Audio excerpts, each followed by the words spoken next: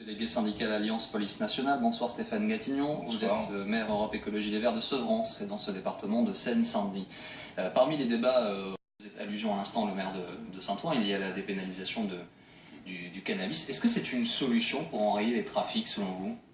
Plus largement, moi je pense que c'est le débat qu'il faut avoir sur la sortie de la prohibition. C'est-à-dire qu'aujourd'hui on a quand même la loi la plus dure en Europe sur le cannabis. Et en même temps, c'est le pays qui consomme le plus, c'est le pays où ça consomme, y compris les derniers chiffres montrent une consommation qui est repartie à la hausse, où les jeunes consomment le plus, où il y a des problèmes de santé extrêmement importants, parce que bon, voilà, la question de sécurité et de sécurité publique qui est clé et primordiale, mais la question de la santé publique est également extrêmement importante là-dessus. Donc on voit bien qu'on marche quand même à l'envers. Enfin, ça va pas quoi, hein. La guerre à la drogue qu'on fait aujourd'hui en France contre le cannabis est quand même globalement un échec, et on a ce débat depuis des années, ça revient. Et on voit bien que dans certains endroits, ça va pas. Vous avez l'impression de ne pas être complètement efficace sur la durée dans votre travail? Moi, je peux pas dire ça. Moi, j'ai pas l'impression que les forces de police aient abdiqué. Bien au contraire, j'entends régulièrement qu'on nous dit qu'il faudrait dépénaliser parce qu'on n'arrive pas à gagner. Moi, mes collègues, tous les jours sur le terrain, gagnent ce combat.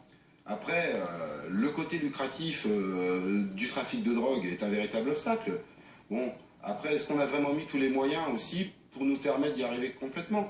Quand vous avez un groupe d'intervention régionale, le GIR, hein, voilà quelque chose de transversal qui mêle plusieurs ministères. Aujourd'hui, il est réduit à peau de chagrin. Quand ça a été créé, il y avait une grande ambition. Il y avait d'ailleurs l'ambition d'aller chercher, même là où on fait un résumé, là où ça fait mal, c'est-à-dire au porte-monnaie. Les GIR s'intéressent au côté patrimonial du trafic, c'est-à-dire après, est-ce que cet argent qui a été généré, ce qu'on en fait? Hein, quand on essaie de le blanchir en le mettant aussi bien dans des biens immobiliers que mobiliers ou autres, ça fonctionne très bien. Est-ce qu'on est allé jusqu'au bout de ce système-là? Nous, en tout cas, au niveau d'Alliance Police Nationale, nous ne pouvons pas être pour une dépénalisation, parce que si vous me dépénalisez le cannabis, demain, que vont-ils vendre? Ce sera quoi? Le crack, l'héroïne, la cocaïne? En tant que policier, on ne peut pas se satisfaire. Je vous coupe un instant pour me tourner vers Stéphane Gatignon, parce que c'est l'argument que l'on entend tout le temps. Sauf que la dépénalisation est quasiment de fait aujourd'hui. Sauf qu'aujourd'hui, vous avez... il y a 13 millions de personnes qui ont déjà consommé, il y a 4 millions qui consomment de temps en temps, 1,5 million de consommateurs réguliers. Voilà, c'est des chiffres qui sont énormes. Aujourd'hui, les consommateurs... on voit bien qu'on n'arrive pas à enrayer du tout cette hausse de la consommation. Et la police fait son travail. Moi, je n'ai pas de discours contre la police, vous le savez bien. J'ai pas de souci compris. Moi, je suis intervenu dans ma ville de façon assez dure il y a quelques années. Et la police a fait son travail. La ville a été quadrillée. Aujourd'hui, on vend beaucoup moins, à peu près 30%. Ça, c'est les chiffres aussi policiers de ce qu'on vendait il y a 5 ans à Sevran. Mais le problème, c'est que ça s'est déplacé de Sevran à côté, à ailleurs. Et donc, on voit bien qu'on n'arrive pas à s'en sortir. Aujourd'hui, la question, c'est pour ça que je disais, c'est la sortie de la prohibition. Il faut qu'il y ait la légalisation du cannabis. Je pense qu'on doit aller vers ça. La dépénalisation, elle est quasi de fait. Aujourd'hui, les jeunes qui fument, etc. C'est le chemin inverse qui est choisi, là, en l'occurrence, à Saint-Ouen par Bernard Cazeneuve. Lui, il dit l'inverse. Il dit on va justement pénaliser plus ce qui va faire réellement les consommateurs. Attention, la loi de 70, on est régi toujours par la loi de 70. Normalement, vous consommez, on peut aller jusqu'à 1 an d'emprisonnement si on consomme du cannabis aujourd'hui. Donc, il appelle simplement à respecter la loi. Le problème aujourd'hui, est-ce qu'on a les moyens de faire respecter cette loi? Y compris, on va vers des moyens certainement plus aménagés, notamment la contraventionnalité, qui à mon avis est une bonne chose. On contraventionne les gens qui achètent, etc. D'accord, mais ça ne va pas régler le problème.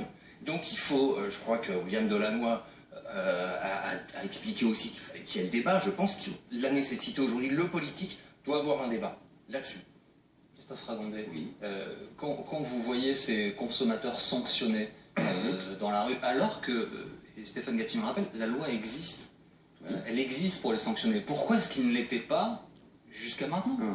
C'est pas qu'ils ne le sont pas.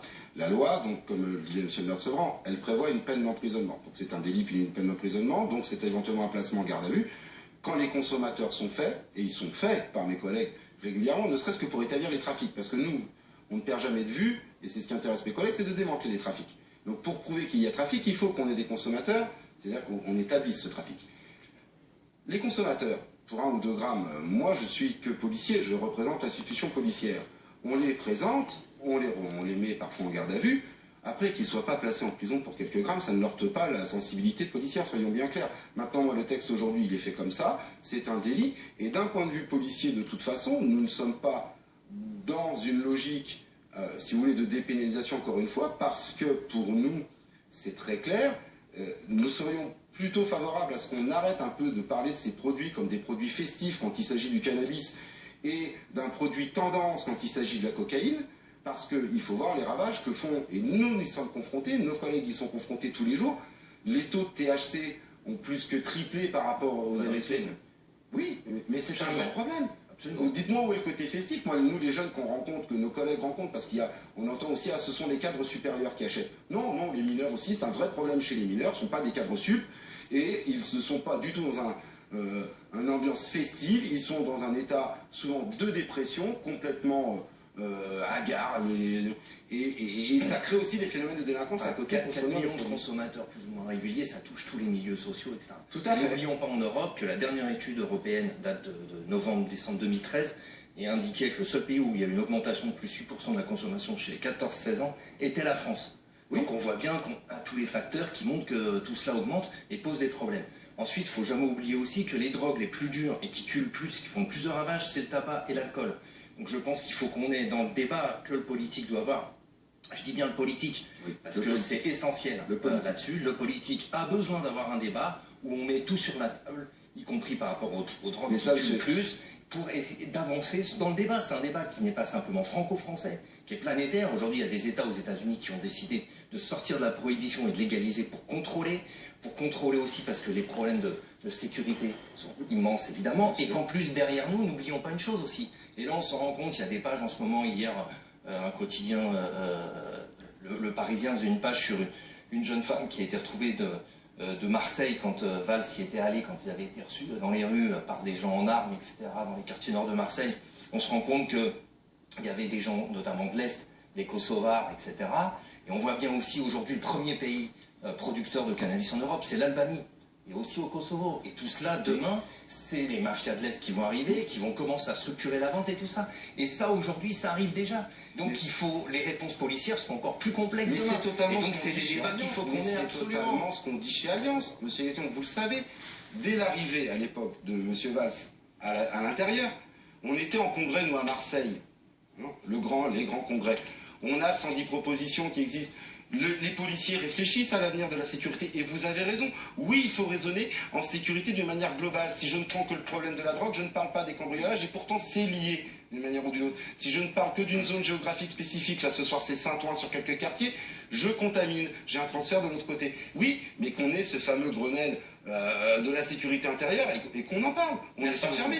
Merci beaucoup, merci à tous les deux d'être venus discuter ce soir sur ce plateau. Dans un instant, on va entendre Sidonie et Memouna, elles sont membres toutes les deux du collectif Saint-Ouen Debout. C'est aussi face à la colère des habitants qu'il y a eu cette opération.